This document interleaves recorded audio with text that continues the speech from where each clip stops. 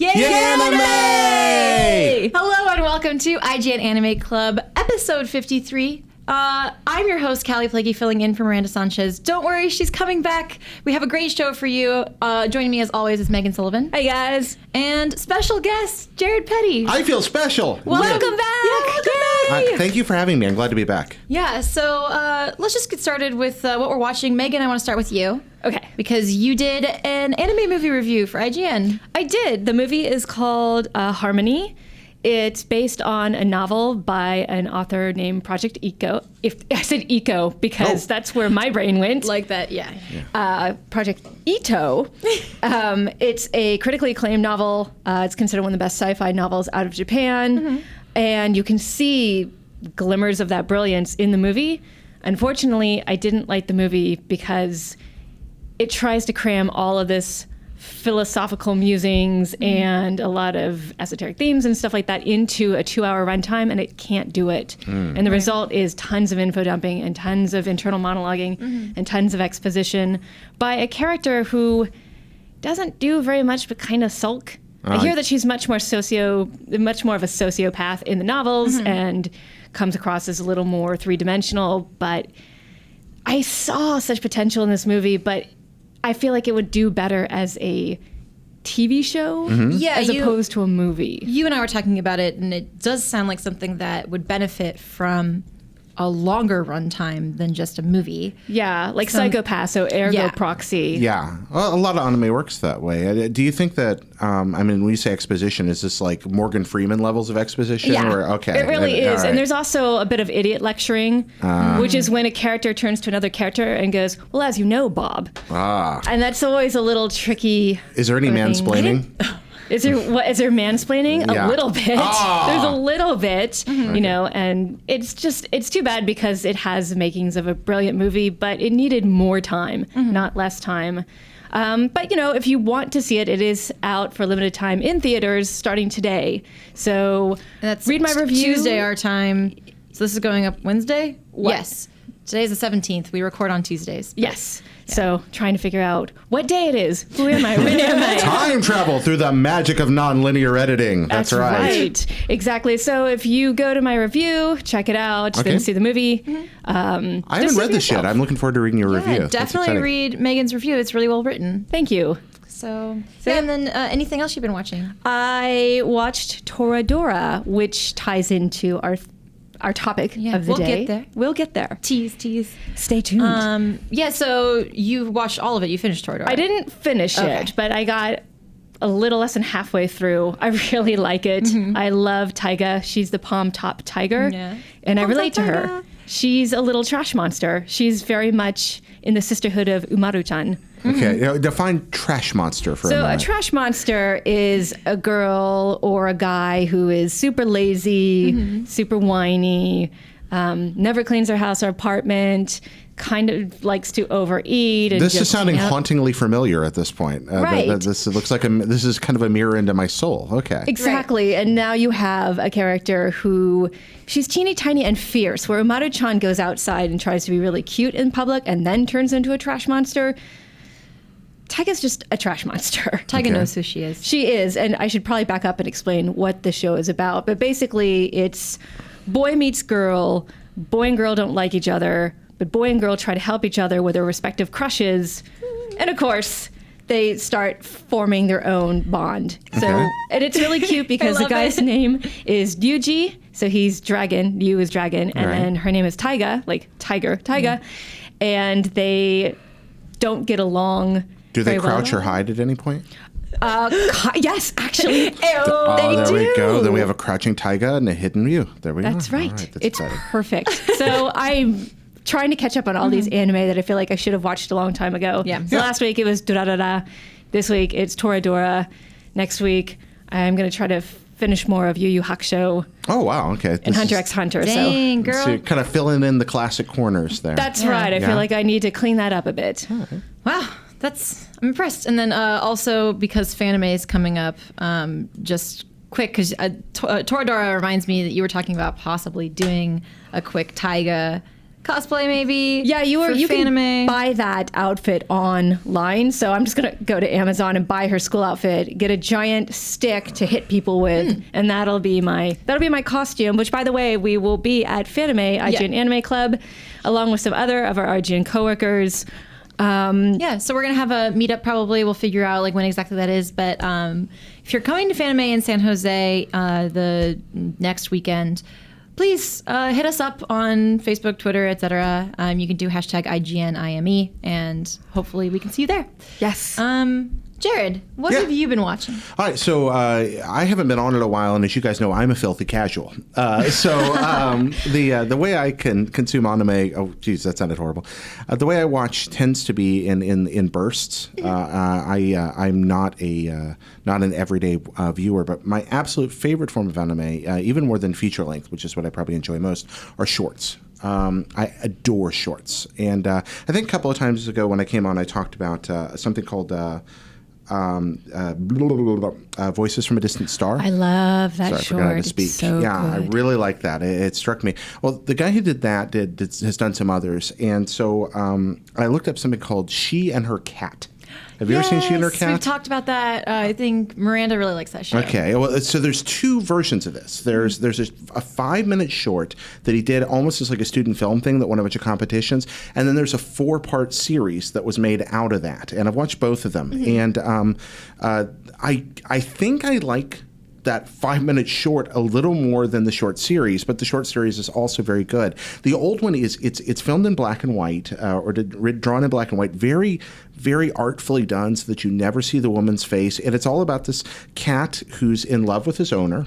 In the sweetest way possible. He doesn't know what she does every day when she goes away, but he doesn't really care because she's going to come back. He's a very cat-like cat, and he has a girlfriend who's another cat too, but he's involved with an adult woman. He tells the other cat, so he can't really he can't commit because he's got this other true love, and he goes home to deep. her. Yeah, and he loves her, and then she's in what is heavily implied to be a breakup.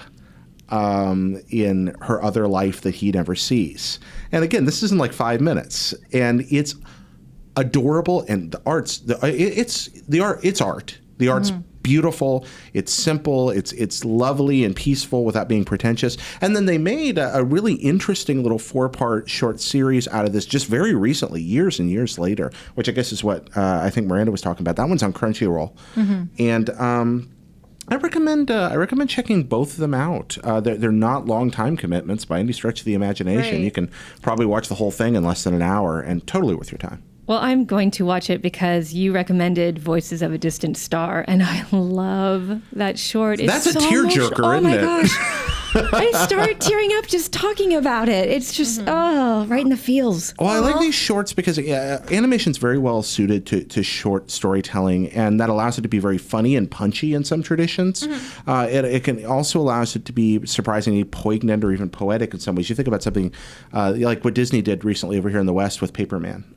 Oh my gosh, I love that short. And you can do some great stuff with that. Or there's this old Disney one years ago about this hat that falls in love with another hat. Have you ever seen this thing? No. Oh my gosh, it's great. But the Japanese have just taken this to another level in some beautiful filmmaking, and this is one of them. Oh, Yay. I love that. Speaking of shorts, going in a totally different direction with it, I've obviously been watching Space Patrol Luluco, keeping up with that.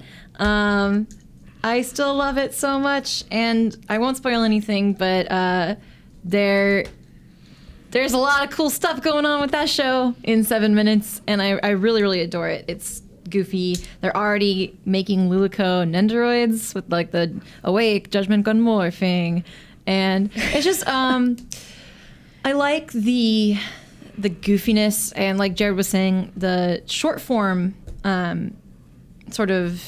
shorts, the shorter the time you have to tell this story, the kind of crazier it can get sometimes. Like sometimes it's really sweet and heartfelt, and you're like, how did they make me feel feelings in 2 minutes? With Luluco, it's kind of like, how did all of that happen in 7 minutes? Oh my gosh. I haven't watched this. Tell us more about it. So if you haven't seen Space Patrol Luluco, it's Trigger's short this season. This is the true Trigger show of the season. Ooh, take that, Kiznaiver. I'll get to Kiznaiver in a second.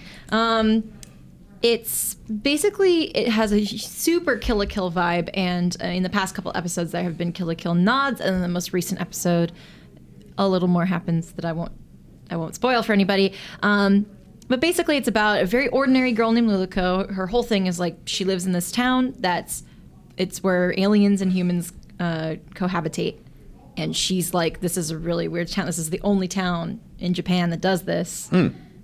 So I'm determined to be as normal as possible. I'm just a normal middle school girl. And her dad works for the Space Patrol. And after her dad is incapacitated, he's frozen, she has to cover for him at the Space Patrol. And so she gets like whisked off into this crazy space adventure. But she just wants to be ordinary. And she meets Nova-kun, the handsome other Space Patrol boy.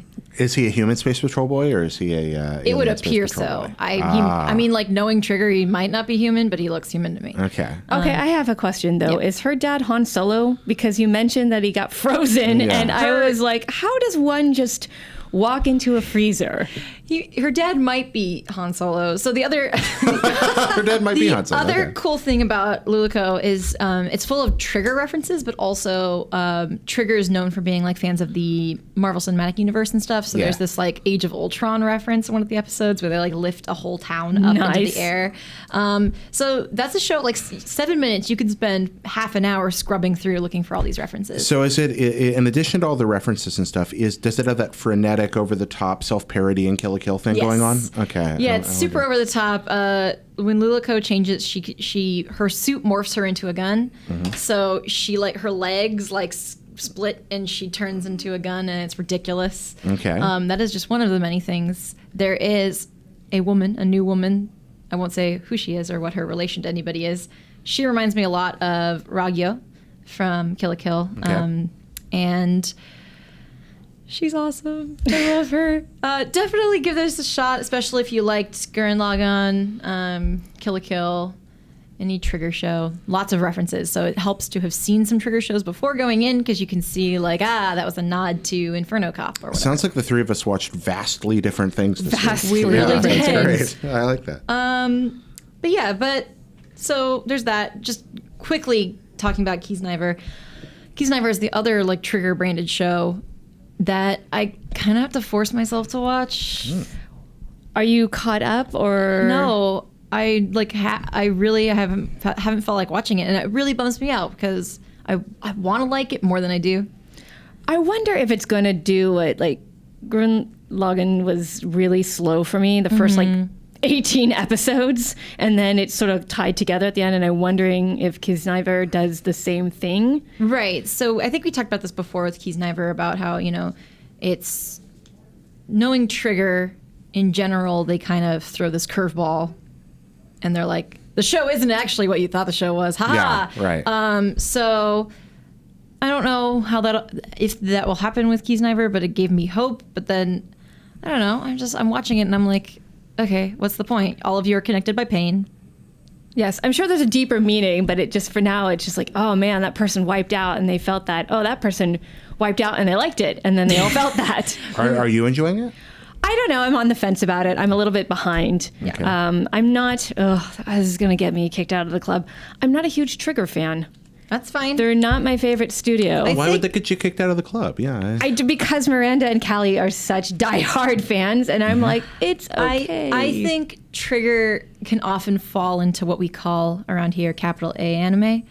I was talking to one of our coworkers, Chloe Rad, who's very rad, and she was asking for anime recommendations, and she's kind of like, I didn't like Gurren Lagann. I tried to watch Kill la Kill. I wasn't into it. And I was like, oh, you don't like capital A anime. Like, that's fine. Yeah. Sometimes, like, Kill la Kill is one of those shows where I couldn't show it to somebody who didn't watch anime and expect them to like it almost. Mm-hmm.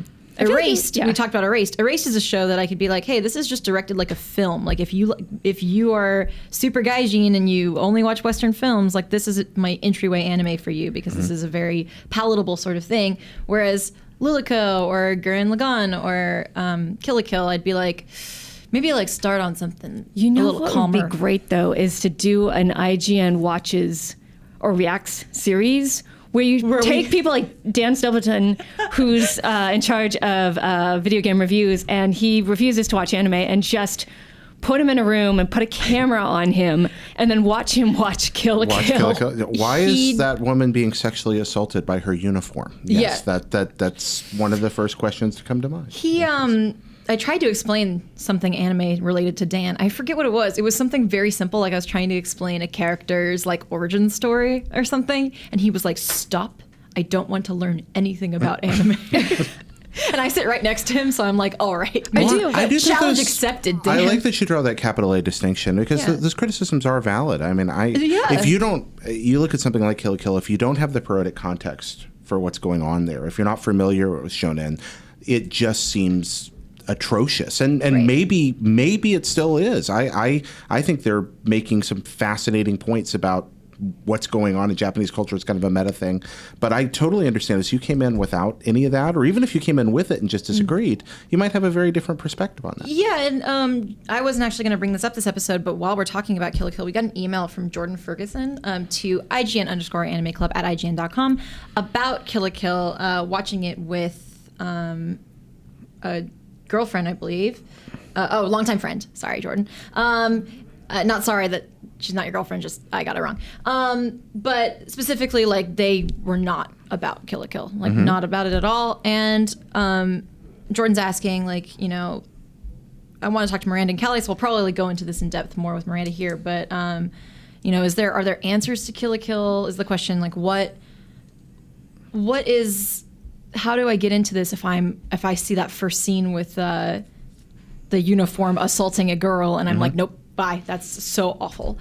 And my answer is, I really think it just depends on the person. I don't think there's any way, like, Kill la Kill is hard for me to recommend because I'm like, yeah, that's pretty awful. And if I were in a different state or had different experiences, I probably wouldn't enjoy it at all. I see what you're talking about there. Again, I think Kill la Kill works metatextually. If I interpret that as kind of self-parody of what's going on in the culture these people work in right now. If I'm misunderstanding that, then Kill la Kill is probably pretty awful. As it is, I think it's actually kind of smart. But maybe I'm basing that entirely on thinking that this is kind of like so over the top that it loops back around to we're actually making a point about the way we entertain people and about the way people are entertained. And it is almost, it is almost Russell Crowe standing in the middle of the arena covered in blood, surrounded by headless corpses, looking at the people in the movie theater as well as the people in the arena and being like, are you not entertained? I think that's what Kill la Kill's about. If I'm wrong, then you. Right. So, I don't want to get into this too much because we do have a topic planned for this episode. But if you want to hear more about that, if you want us to discuss stuff like Kill la Kill, capital A anime, please write in to IGN_Anime Club at IGN.com. We read all those emails, and some of them are really good conversation starters for the episodes. So if you have any questions, if you want to hear us talk more about that, please let us know. You can also tweet at us at #IGNanime, IGNIME. And you can join the Facebook group at facebook.com/group/IGN Anime Club. It's the official group. Yeah, those are all the places you can contact Callie, you're us. such a pro. But that brings us to our topic for this week, which is moe anime. So left turn. Bum, yeah. Bum, bum. Yeah. So just completely very different from what we were talking about before. But moe is sort of a newer-ish thing. Like, you don't think of 80s anime as not moe, you know what I mean? Like, moe happened after that. Not much of it, yeah. Not much of it. Most of it started in like the late 80s, early 90s. Yeah, there's some proto-moe back there you can spot, but it had not yet been codified or distilled by industry down into a perfect formula to be dashed into any series. Right. So to start us off, what is moe? How did moe get started? It's the MSG of modern anime. So that's fantastic. That's really good. So basically, I think a lot of people have a sense of what moe means. It's one of those words that you learn from context more from than like reading the definition. But basically, there's been people who study this, like columnists who kind of go into depth with this. So John Opluger is an anime columnist. And there were a lot of theories about the origin of the term moe. And the etymology is actually unknown. But some people theorize it originates from character names. So one is Tomoe from Sailor Moon. Yes. Interesting. Hotaru Tomoe. And the kanji of moe comes from the kanji for to bud or to sprout. So it's like youth sort of thing. And also possibly to burn. Yeah. Ooh. Like burn with desire. Your burning desire. So that brings us to the definition of anime. This is from Anime News Network.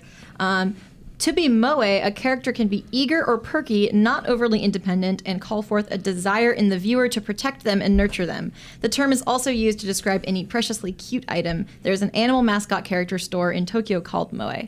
A living sexualized puppy with the mind of a 3-year-old. Sometimes. Yeah, that. Yeah.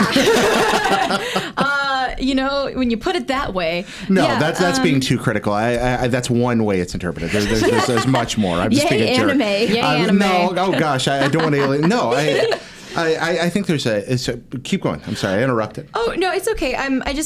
Right here, I want to draw the distinction between moe and kawaii because I think those are terms that are often conflated.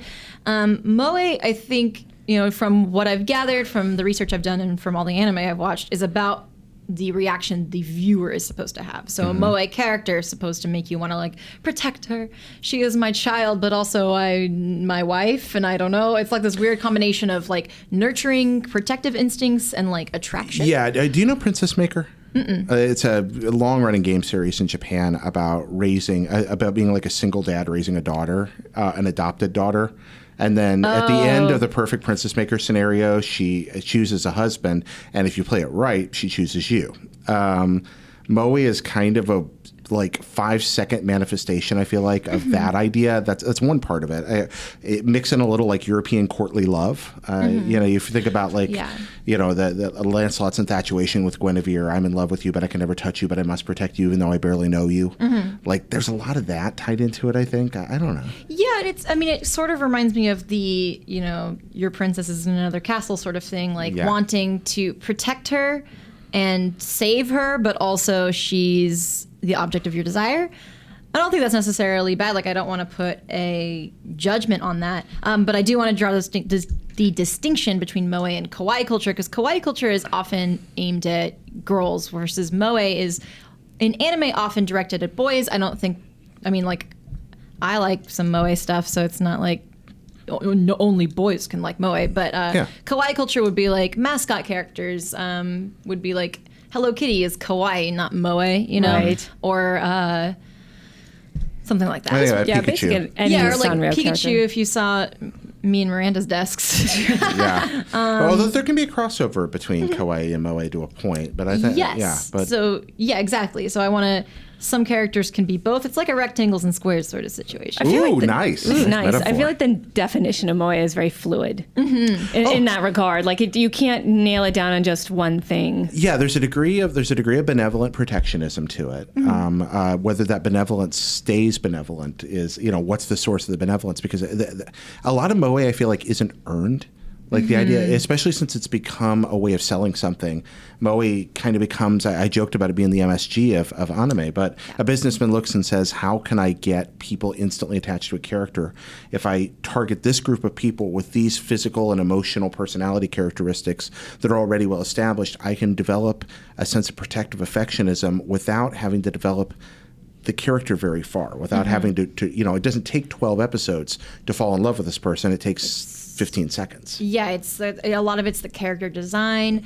Some people pick a wife. So sometimes I see people's if a new show is announced, people are already having the who's going to be best girl discussion based only on her character design, which I get because there's certain characters I like just because they think their character design's awesome. But I think that's one of those things is moe is a fluid definition, like you said, Megan, because it can apply to the character's personality, if they're not very independent or if they're kind of wooby, or it can be a certain character design, the really big eyes, the puppy dog eyes look, and you're oh my gosh, she's so cute. This is a thesis I can't prove, but I feel like the development of moe came along around the same time that JRPGs began to be more story-centric, particularly on console.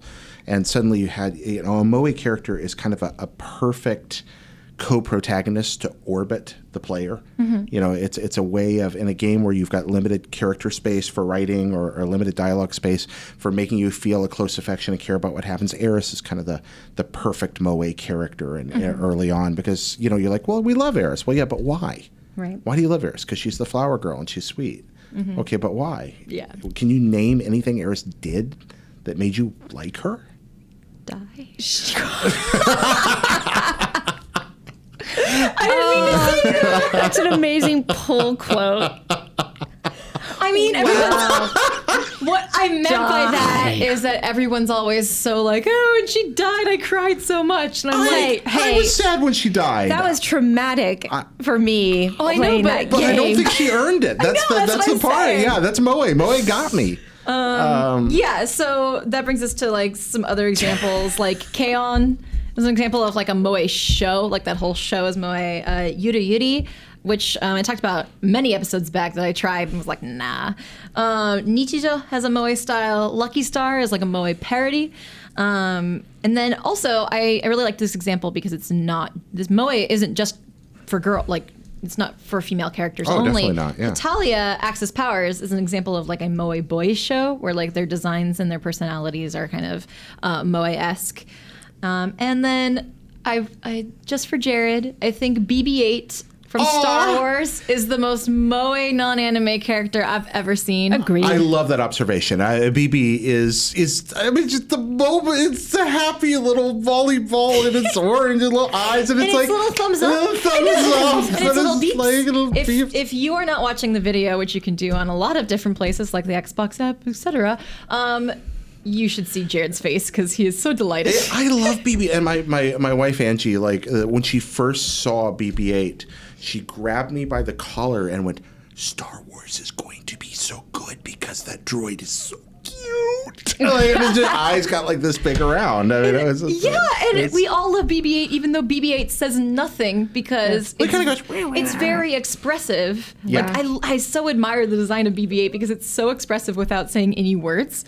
And I think sometimes like that's sort of what I was getting to with character designs in Moe is like that's not a bad thing that character designs can instantly make you love a character. Ewoks are kind of Moe. Yeah, Ewoks are pretty Moe. Chibuki-yuki, absolutely. I think R2 is a little Moe, but like he's less though because less Moe. we made a video here at IGN about the. Oh, I'm sorry, I didn't mean to interrupt, Megan. Oh no, what was the video? We made a video here about the number of times that R2 has saved the day in the six first Star Wars movies. Right. And it like they would all be dead so many times over if it weren't for R2-D2. Every human being in the Star Wars universe, I mean, from Darth Vader on down, owes their life to R2-D2. Mm-hmm. It's amazing. That. Yeah, and he saved them. Yeah. So he's a little more developed He's way too capable character. to be like super Moe. Like BB-8 is Moe. So that's the thing. Like R2-D2 is smart, but remember the little black? It looks like a shoe buffer in the original Star Wars. That's like running around the Death Star. The mouse bot. Yeah. Mouse I think that's Moe. He's kind of like, he's cute because he's memorable. Why did he earn that? Because he was a radio controlled car with a box on top and he beeped real cute. Yeah. That's Moe. Yeah. Yeah. So those are just some examples for maybe if you haven't seen all of those anime I listed off, you probably have seen Force Awakens. If you haven't, it's very enjoyable. I think we pretty much covered some solid examples of what Moe characters are. Here's one weird question I have for you about this. Okay, so we've talked about all the rest of it. Let's get to the dirty end of Moe for a second, because there is this element to it. The dirty end. One end. thing about so I absolutely agree BB-8 is Moe, but I don't want to be in a romantic relationship with him. So Moe does sometimes have this inference of sexuality to a point, and there's a lot of debate in anime communities and among manga readers and in Japan and America both about just what the limits are of Moe and that emotional attachment, but oftentimes there's a clear sexual and or romantic connection. What about that part of it? Yeah, I think that kind of goes back to what Megan's saying about the definition isn't. I think it's one of those things where like BB-8 is Moe without the sexual attraction, because I think some of it is just I want to protect this character. I want this character to be okay. I think what's her face, the one I didn't like very much in Gurren Lagann. I didn't like her at first. Nia starts out being like very Moe because they're all like, we want to take care of Nia, and then Nia grows up and it's like, we want to take care of Nia. So it's not intrinsic there. Then the love can be protectionist or even paternal, maternal, fraternal. I think so. I think that when we think about Moe shows in anime, a lot of them kind of include the sexual component because, and I guess we'll just do this now, as I think that is a really good way to market Moe, because you're tapping into a certain demographic of people that obviously have. I mean, Moe shows are pretty successful. I mean, you can sell figures of these characters, because when someone has their favorite moe character, I want to protect her, I want to love her, and I want her to love me. Whatever that is, you'd buy a figure. I have a Ferris Nyan Nyan figure for that reason. You have a figure. You might have a body pillow. Yeah. Which kind of brings it back around to what Jared was saying, which is there's a thought that maybe one of the root words of moe is to sprout or bud, and you'll notice a lot of these girls are just on the cusp of womanhood. Yeah. They're just making that transition. And I don't know, I go back and forth where sometimes it's just cute. I have my favorite moe girls, but other times in other shows push the sexuality a little bit more. Yeah. And that's sort of get a little uncomfortable. That's where, is it about innocence or is it about vulnerability? Or is it about both, which might be the most disturbing of them all? Yeah. I think there's different levels of moe, right? So there's the moe, I want to protect it, I want to care for it. There's the moe, I want to protect her because she's my girlfriend. And then there's another thing where she's innocent to a point of disturbing vulnerability, where it's she doesn't know better. Yeah, there's that part bugs me. There's an interesting history with moe too, just throughout Japanese culture. It got me thinking of the tale of Genji, where Genji takes a young princess named Murasaki from her family at a very young age to raise her to be the perfect wife. Right. And so he doesn't do anything sexual for the first, 2 or 3 years, but it's that same thing. I want to love you and protect you, but you kind of have an eye on the future because that she's a pretty little girl and she's going to turn into this beautiful, refined woman. And so he whisks off with her and puts her in his palace. Yeah, and Genji's kind of the Don Juan of Japan. I mean, that's his role in Japanese storytelling, and it is to call it a different way of looking at the world is an understatement, but it is something that I think moe does tie into, and I'm not trying to inflame our audience with rage. No, I don't judge anyone who likes moe at all. Yeah, this is not. But I think it's something that needs to be. It's part of the discussion. Let's put it that way. I think it's worth assessing what the different levels of moe are, because I think moe kind of encompasses a lot of different kind of subgenres of characters. Before we started recording, we were talking about tsundere is often moe, yandere can be moe, and it all kind of ties into the overarching character archetype of someone who is sort of vulnerable, not too independent, cute, and you have some sort of connection, whether it's the impulse to protect or to do more things. Anyway, you have a crush. You have some sort of crush. You have a crush. And I think that's something we enjoy. I mean, having crushes is fun. Crushes are so fun. Yeah. On that note, totally switching gears. Jared, you have a little quiz for us. I do. This is the hastily prepared "Is It Moe" quiz. I wish I had theme music for this. Just be like, is it moe?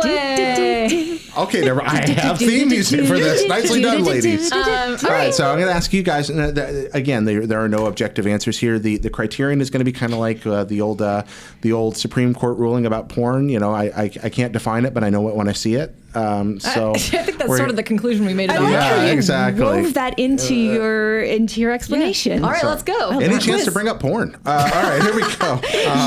Anime. Is it moe? Number 1. That new owl thing from Pokemon.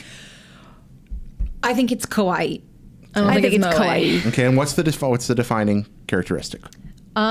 It's so young that I would feel like I don't want any sort of relations with it.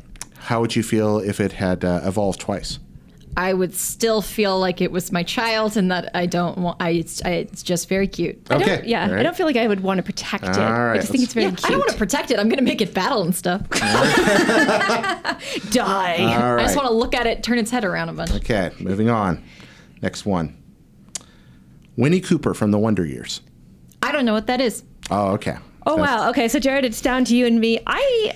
I say, well, moe is sometimes aimed a little more towards guys, but I would qualify her as possibly moe. What makes her moe? She's cute, and I think the guys on the show want to protect her and want to be her friend. And obviously, a lot of guys that I grew up with in the 80s had a big crush on her because I kept bringing her up. Winnie Cooper was a formative part of many of our awakenings. But I feel like Winnie started kind of moe, but she became a character pretty quickly and gained a depth of character and an independence that actually I think separated that as the So series. she's a Pokemon too. She kind of evolved. There we are again. All right, next one. Toon Link. Moe, because I want to protect him so bad. I love Toon Link. And then when adult Link with the earring, yes. So 100% Moe, he's my husband. I love Toon Link. I have a bunch of Toon Link figurines. Okay, there we go. Just hit the Moe spot. I have him in like 3 different sizes. I love Toon Link. I had a tag on my Tumblr for a while when I was like really big into Tumblr, where I would only reblog Toon Link stuff with the tag Precious Goober. He's my baby. I had no idea about any of this. This was just random. If you go to inkydojiko.tumblr.com/tagged/Precious Goober, you will see all my Toon Link stuff. And I'm going to do that right after the show. What about you, Megan? I don't know if we're going to beat that one. I'm just going to nod my head in agreement. All right, there we go. Ricky Gervais. Ricky Gervais.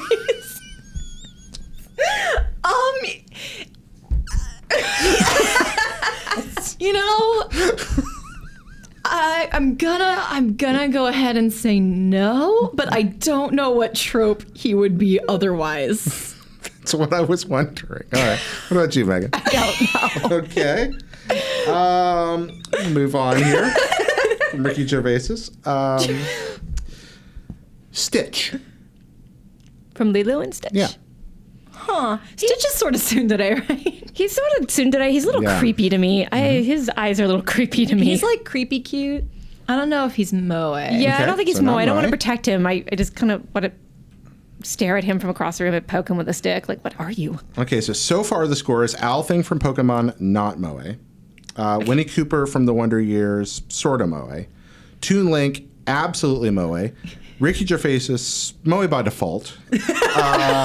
Stitch, not Moe. Next one up.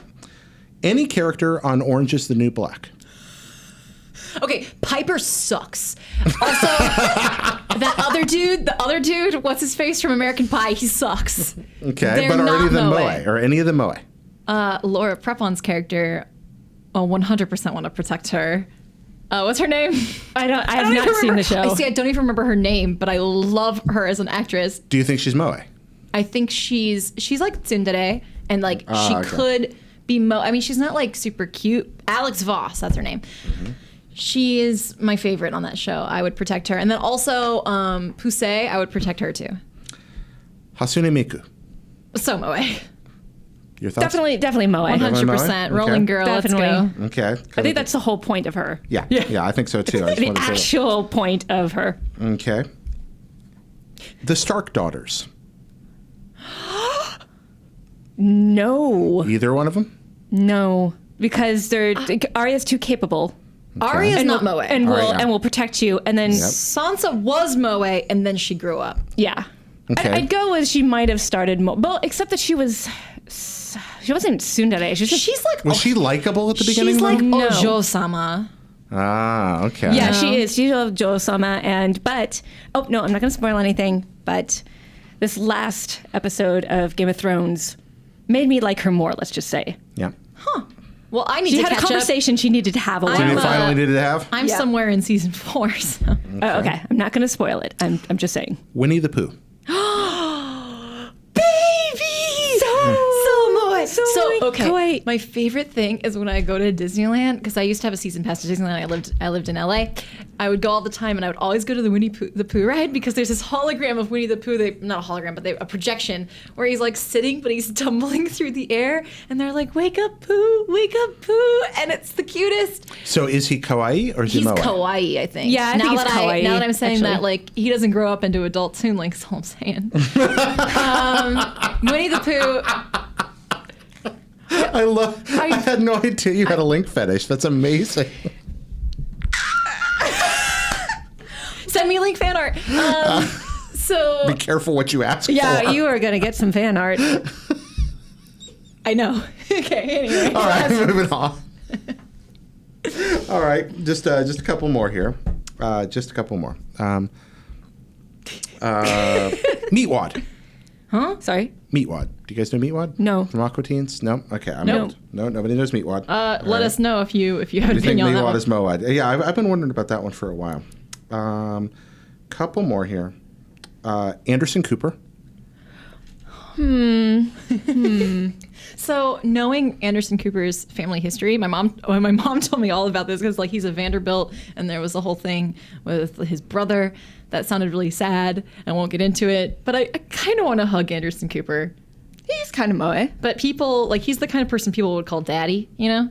So I don't know if he's moe. I feel like there would be an anime, if there was an anime about Anderson Cooper, he'd be dating a moe person. Oh, really? Okay. Like, he would be, like, sort of, like, dapper. Is it because he's a silver fox? Or? Maybe. I think he's just straight up moe. I think he's the Really? one you want to protect. Ooh, okay. I do, because Expound, he's, I don't know, there's something about him that is very innocent when he does his news reports. Yeah. Like, there's no aggression. There's no Fox News type of aggression. That's true. And it's not, like, super over-the-top marketing kind of thing. I don't know. He's more moe than he is, like, I don't really see him dating anyone moe. I feel like he would date, like, a bada. Yeah. Yeah. Okay, Anyway. 3 more. I can get on board with the moe Anderson Okay. Cooper. 3 more. The Luck Dragon thing from Last Guardian. Wait, the bird dog? Yeah. Bird dog? No, that's kawaii. Okay. That's not moe. It's bird dog. It's Bird Dog. Okay. It's its own category. It's its own category. 2 more. Elizabeth from Bioshock Infinite. Ooh. Yeah. She starts off Pretty moe. I think throughout the whole thing she's moe, because it falls right into the you want to protect her, and you know she's pretty and she's on the cusp of womanhood, and she's kind of attractive, and it Do you definitely think she stays that way all the way through? she gets stronger as she goes along, but definitely the whole idea is to I think like her character archetype, like definitely the foundation they build her character on is moe for sure. All right. And finally, the last one, place of honor here, Andrew Goldfarb.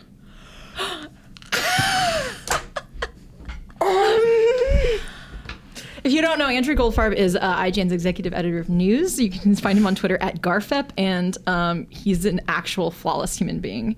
And I think that we should definitely ask people to tweet at Garfep Yes. and say moe or not moe. So hashtag moe or hashtag not moe. and if you add a persona gif, that would make it even better. Even better, yeah. However, moe or not moe. I'm gonna put my verdict down as Andrew is like the most moe actual human. I would agree with that. He's Okay. very What makes him moe? He's like, okay, so Andrew's whole thing, he really likes dogs, and if you ever bring up a dog around him, he'll go, aw, and it's really sweet, and so his thing is like, he's always like, aw, and I love that about him, and I always want to give him a hug, because sometimes he'll be like, sad, and he'll say something sad, because that's what Andrew and Marty do if you've ever seen Beyond. Actually, Miranda and I were on an Anime Club crossover episode of Beyond that you can watch where we all actually cried a little. So that'll get you an idea of what Andrew's like. I know. Aw. So, and also, I think he is an attractive person. Okay, so hashtag moe or hashtag not moe for Andrew Goldfarb. Yes, What about remember you? those persona gifs. That's really important. Garfep. And Yeah. they have to like be of oh no, I'm a terrible person. What's the doggy's name? Koromaru. Koromaru. Yeah. He has every Koromaru. So this is another reason why he's moe. He has every Koromaru merch, all the merch that you can buy, stuffed plushies, all of it. I helped him. I have a friend who lives in Japan. I coordinated with her to pre-order a Koromaru, like a whole Persona thing, so he could get a Koromaru plush that was exclusive. It was a big deal. I adore Andrew so much. He also really likes Spelunky. He loves Splunky. That's very Yeah. He's definitely moe. So the Andrew Goldfarb the fan club meeting is now over for Anime Club. Move on. All right, thanks for playing my silly quiz. I think it was a little long. That was very fun. Should have made it a little super shorter. fun. Thank you so much. And if you have any other opinions on moe, if we missed anybody, please let us know in the comments. Moving right along. Just really quickly, we're running out of time here, but before we continue, we are skipping the watch party this week because Mike is busy, Miranda's busy, and we'll just be continuing with the Shirobako watch party on episodes 13 and 14 next week. So be sure to catch that. Thank you to everybody who sent in the analyses. I have a couple here. So thank you. Please continue to do that on facebook.com/groups/IGN Anime Club, the official group. You can also tweet using hashtag IGNanime, and we pull all of those things before the show. We record on Tuesdays, so if you get in that feedback for the show, whether you liked the episodes or not, what you thought, we'll include that, and we'll hopefully try to give you a shout out. Kelly, where can people watch Anime Club? Wow, good question, Jared.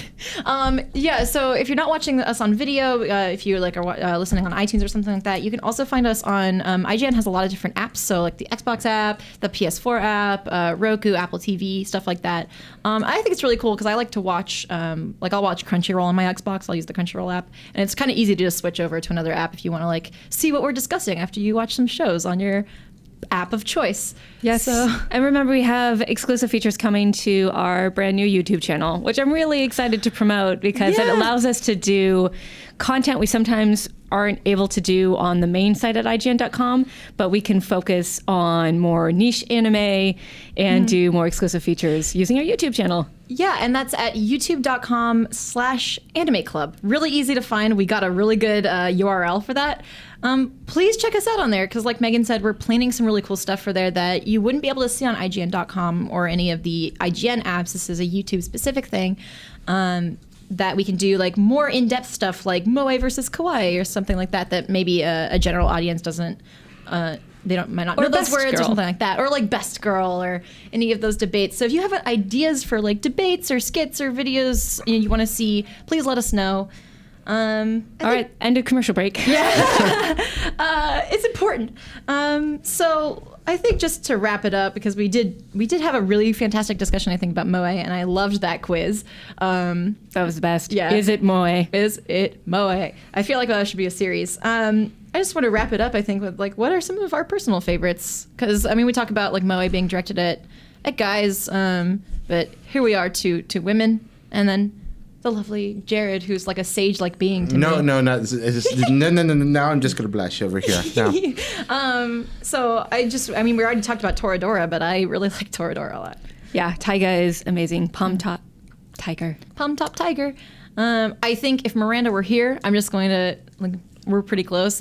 She'd probably throw in her hat for K-On! She really likes K-On! Just want to get some Miranda representation. And then this one was interesting, and I want to bring this up because Megan's a huge fan of Umaru. I'm holding up my Umaru-chan Nendroid. Yeah, so Himouto Umaru-chan is just an interesting one because I am not entirely sure if it's it's a comedy, and I feel like they're sort of making fun of her character sometimes. But the Moe character is designed to be super cute. If you look at the merchandise, there's a lot of figures and body pillows and merchandise that is her in her sort of chibi form. And when she's out and about as a teenager outside pretending to be perfect, that's very Moe. Yeah. And you do kind of want to protect her from herself because she's such a trash monster. Well, again, that's a lot of the Moe thing. Moe's about, I think, some of the idea that makes Moe so marketable is the idea, again, like that courtly love thing. It's relationship without the difficulty. It's all the benefits of having someone adore you and take care of you, and you get the feeling of satisfaction of taking care of them. Plus, you get to sleep with them without any of the difficulty that comes along with that. That's the presentation of it, and that's an escapism that's very appealing to people at times. If you think about it for more than 5 seconds, it becomes problematic in most cases, and I think that's the other end. But you take something it's kind of a perfect representation of that simplicity, and that's why it's so palatable as a tool for selling something. It's selling an idea, I guess. Well, what is your idea of the perfect Moe girl? I was been dreading you're going to ask me this the whole time because I'm as susceptible to fantasy as anybody. But it is harder for me as I get older, just for me personally, because I've been married to the same person for almost half my life now. It's been a really long time. And one of the things I've learned is that Moe becomes harder to swallow the longer you're with somebody for a very long time. Not impossible, and it still has a pleasantry to it. I like cute fantasy things. That's wonderful. But I'm not as drawn to the idea as I was when I was younger now. And I think one of the places it kind of still works better for me is is when it's. I like it when it's less sexualized, when it's more about the idea of protectionism because you care about somebody.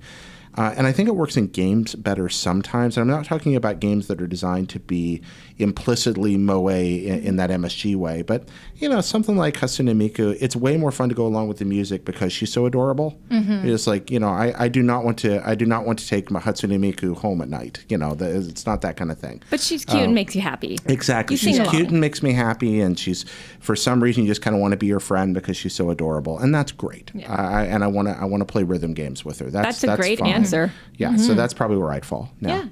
And my favorite video on the entire internet, besides the History of Japan video that I've talked about before, is the Domino's Pizza app featuring Hatsune Miku. It's a commercial. Just look it up. It's my favorite thing ever because they market it.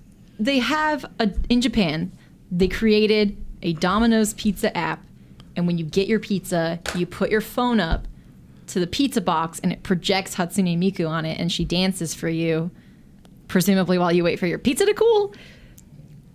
And I love that. I should have never left Japan. I know. I love that because I love what you said about Hatsune Miku being like, she enhances her product because she's instantly likable. Yeah. You're like, she's cute and she's peppy, and like the songs are behooved by her singing them. You know what I mean? Yeah.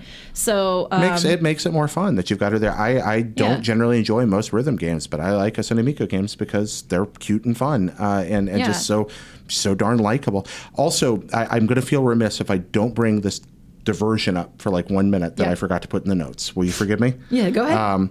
But my favorite subversion of this trope is probably Knives Chow, which is actually a Western invention. I love how Scott Pilgrim turns Knives Chow from a moe character into possibly the most interesting female character in the entire arc of the comic, and does that very quickly. You get set up for one thing and onto another. That's another manifestation of moe I like, when moe subverts. Mm-hmm. I really like it when I'm set up for moe and then pleasantly surprised. That's another one I wanted to throw in there. School Live. Or School Live. So School Live's a great example, and then I also want to bring up, like, it sounds like all of us kind of like subversions of the moe trope as our favorite moe characters, which is interesting. I want to bring up Madoka. Oh. I literally always bring up Madoka because I love that show, because it starts out and you're like, oh, this is a moe magical girl show. And then it's like, just kidding, you want to cry? And I'm like, do I? So sign me up. Yeah. I love that because the characters who are most typically moe in that show, I would argue that Madoka and Sayaka, pink and blue hair respectively. I know remembering names when you watch a lot of anime is really hard. So pink hair, blue hair, they're like the most moe. To me, like they're very, like Madoka can be sort of a crybaby, and Sayaka's sort of not too independent because she has that whole Little Mermaid thing going on. So I would call them the most moe. They're my least favorite characters in that show. I really like Mami a lot. My appreciation for Mami has grown. And I like her because at first I sort of didn't feel like the need to protect her. And then when I learned more about her, I was like, she just wants friendship. And then I like immediately was like, I love you, Mami. And now I want to cosplay Mami. So it was almost like the characters I didn't expect to be moe turned out to be that gave me the most feelings of moe, if that makes sense. Yeah. Like with Homura, I'm like, Homura did nothing wrong. I will defend her until forever. And then with Kyoko, I'm like, you just love your dad so much. And you love Pocky so much. But not Toon Link. But Toon Link is like the king for me. But yeah, I just wanted to bring that up because I do think it's interesting when shows take that trope, and I think all the shows we mentioned, like School Live, starts out where you're like, oh my god, this is just another moe show about girls who love their school, and it's like, just kidding. Main characters insane, and they're surviving a zombie apocalypse. Boom. So so it sounds like for each of us, our favorite types of moe are sort of not as moe as the examples we've given earlier, which I think is really interesting. But let us know what your favorite moe characters are. If there's like the the most moe character you can think of, and that's your favorite, I want to know, because I'm sure there's very cute figurines of her or Yes. him. Yeah. So to wrap up, where can everybody find you on Twitter, and what are you working on? You can find me at Petty Comma Jared, PettyCommaJared. That's exciting. And right now I'm working on, slowly working on IGN's Doom Guide. I'm working on a feature about science that I think will be popping sometime late next week. I just started something else and literally can't remember what it is that I was writing at my desk a minute ago. I've been jumping all over the map recently. You've been doing a lot. I did a book review and a movie review last week. The movie review was a first for me. That was fun. I just did a preview of the special effects from Warcraft. Got to go over to ILM the other day and see some of that. And that is an interesting. We're on an animation show here. Mm-hmm. Those orcs look amazing until a person walks in and then the person looks bad. It is weird. That's it's really like interesting. reverse Uncanny Valley. Wow. Like, I really wish they'd have just gone and made that movie straight animated because it would have looked so much more consistent and better. But yeah, that's kind of a neat. Take a look at that preview if you got a chance. So that's what I've been working on. Very cool. You can find me, Megan Sullivan, at MEGHAN_IGN. Just finished up the Harmony review. Now I am doing some research for another anime feature and also trying to nail down the details of our next special guest on IGN Anime Club. That will be for our 4th OVA special. Really excited about that. Trying to think of anything else. I don't think so. I think that's it. Awesome. You can find me on Twitter at InkyDojiko, INKYDOJIKKO. I think my sneeze is moe. I sneezed earlier. And I have done quite a few Pokemon things. So if you check out, I've been updating the Pokemon wiki on IGN in my spare time with Jared's help for the event Pokemon. So we talked about this last week, but there is a new one coming up. Yep. It is Shiny Yveltal. As of this airing, it'll start today. So don't forget to get that in mystery gift because I updated that wiki and I'm so proud of myself. You should be so proud of yourself. And then other than that, probably just more Pokemon and more Anime Club stuff and kind of whipping up some content for the YouTube. We did some unboxings last week. Megan and I unboxed the Music Loot Crate, which is on YouTube right now. And then Miranda and I unboxed a box full of Hot Topic merch. Because thank you so much, Hot Topic, for sending us merch. That was awesome. And we were so stoked. And we were like 13-year-old us is so happy. Like I never thought my 13-year-old self, if I went back in time and was like, guess what? You know how you go to Hot Topic at the mall when you hang out at the mall for 6 hours? One day, Hot Topic is bringing the mall to you. That's the coolest thing. So check that out. We basically geek out about That's so adorable. a box full of wallets and t-shirts. It's so fun. So yeah, and as always, thank you for joining us for Anime Club episode 53. We'll see you next week. Yay! Yay! Yay!